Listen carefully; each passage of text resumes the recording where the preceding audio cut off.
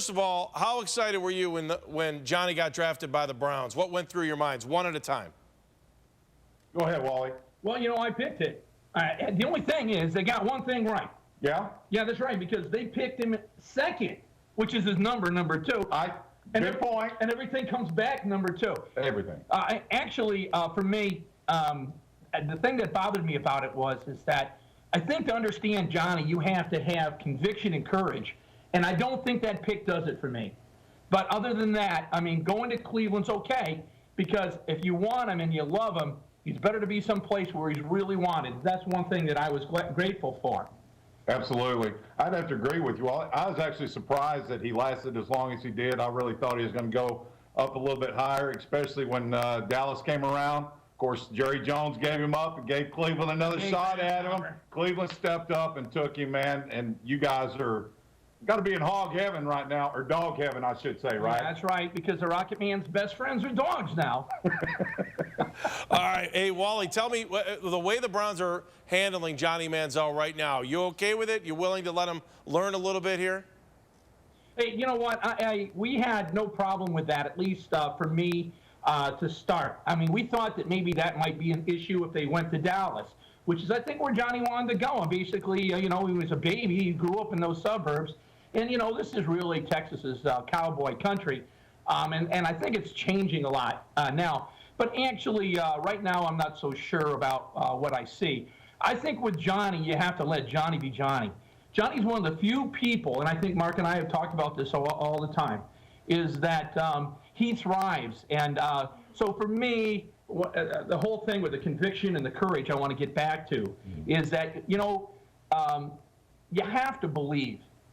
And to really know what believe means, you have to believe again. And then what happens, you believe again, and you have this conviction and this courage to know to stay with a player. Now, after the Monday night incident, when that changed things. And the next morning, I got a text like at 6 o'clock in the morning, and, that Johnny wasn't going to be the starting quarterback. And at that time, nobody really won that job. And so you kind of knew it was related. And I didn't quite understand the problem, because to me it was nothing more than he showed him the state bird of New Jersey. So, I mean, what's the big deal? That's all it was. I mean, let's get serious here, Right. So, that again, I will tell you that I think that Cleveland has an automobile they don't know how to drive yet.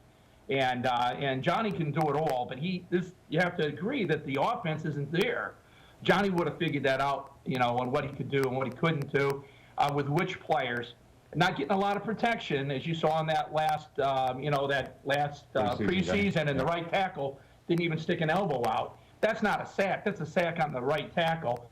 And I personally look at it, and I'm concerned about that, because I think all those guys that have been really successful, they have a very unique player here, is knowing what they have. And I wonder if they really know what they have there. Hey, Mark, can you talk about him in high school and what he was like to call during high school? Oh, I mean, I'm sure you watched him play at A&M, and he was as much fun to call in high school. I mean, the kid, actually, his very first game, Roosevelt. against San Antonio Roosevelt. Yeah. I actually started off the broadcast by saying, Johnny Manziel back to return a kick. This is a name you're going to hear early and often. And, of course, that kick he took back about 40 yards to start things off with. And Wally actually used Heisman-esque. He had a Heisman-esque ability about him.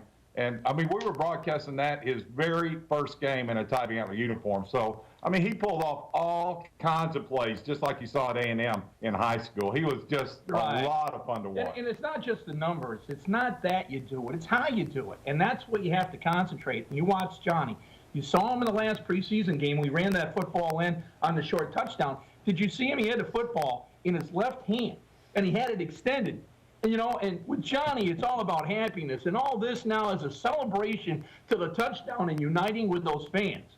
And so, again, you say, and I have to get back to it because it's important, is that, the television showed, like the upper deck, people celebrating when Johnny had scored. And it looked like it was Christmas.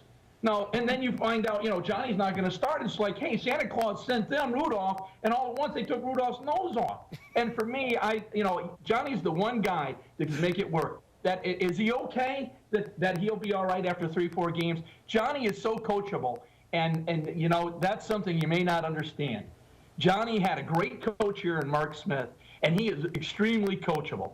And you know, I just hope that, like I say, I pray for Johnny. The only thing I must tell you is that I'm positive that Johnny was born to be great. He wasn't, you know, born great, really not born to be great. So I think it's a God thing. He's going to be good no matter what. We're really excited about it, and we hope, you know, Cleveland does well. We all have our Cleveland jerseys and all that. And I guess, did you hear about the billboard that went up? I think I did, but tell me about it anyways.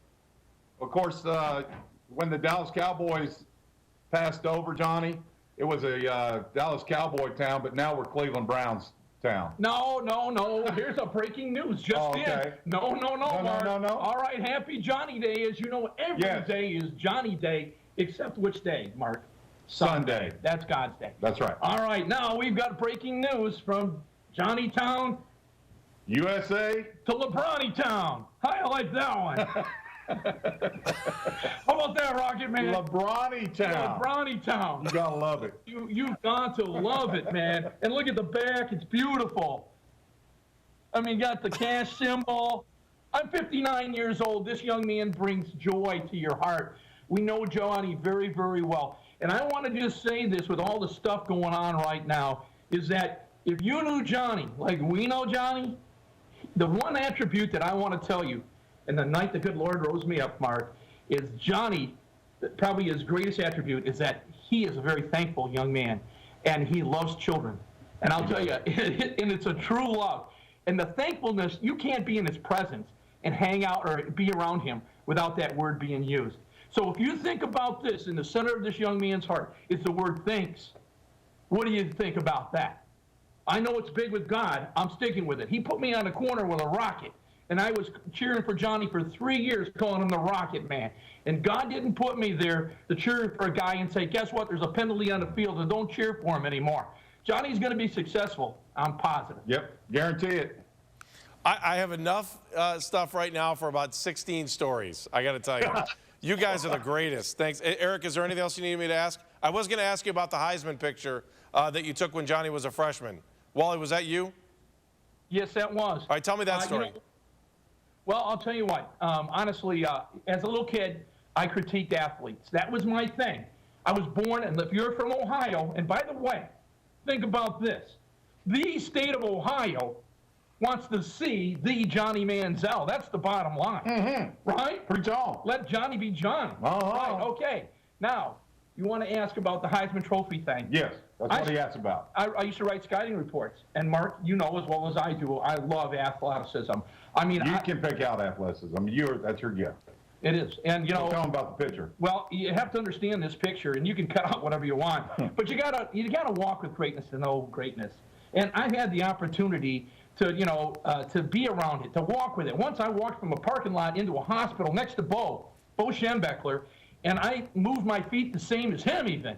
I mean, you know, so anyways, for me, as I critique Johnny, he is different. Johnny is a different guy. I'm telling you, if you were to ask me who he might resemble, I would say a young Tiger Woods, but mentally stronger.